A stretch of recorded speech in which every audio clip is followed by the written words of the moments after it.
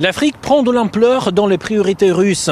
Un nouveau rouage s'ajoute à l'appareil diplomatique russe entièrement consacré à l'Afrique. Son nom en dit long, partenariat et coopération à tous les niveaux. Un signal clair, Moscou passe à la vitesse supérieure. Ambassadeurs, experts, chefs d'entreprise et représentants d'organisations publiques. La cérémonie a réuni tous ceux qui, au quotidien, tissent le lien entre la Russie et l'Afrique. Un moment fort marqué par le discours solennel de Sergueï Lavrov, qui est venu poser les bases de cette nouvelle étape diplomatique. Pourquoi cette décision maintenant? Le ministre russe en donne la clé.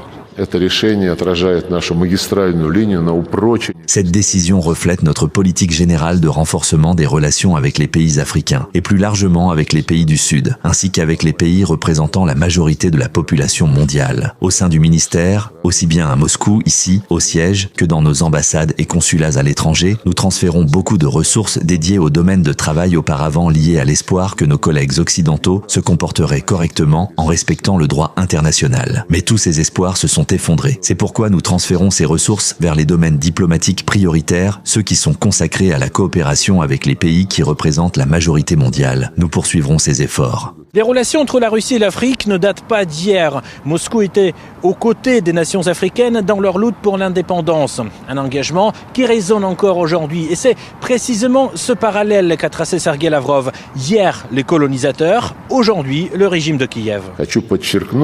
Je voudrais souligner que c'est le principe d'autodétermination des peuples qui a été au cœur de la décolonisation du continent africain sur la base des décisions des Nations Unies, dans l'adoption desquelles la Russie a joué un rôle décisif et proactif. Face à l'oppression coloniale, les Africains ont finalement décidé qu'ils ne pouvaient plus vivre sous l'oppression de gouvernements, sous la direction de métropoles qui ne représentaient pas les intérêts des peuples africains. De même, le régime de Kiev ne peut aujourd'hui prétendre représenter les intérêts des habitants du Donbass et de la Nouvelle-Russie, et probablement aussi les intérêts des habitants de nombreuses régions ukrainiennes.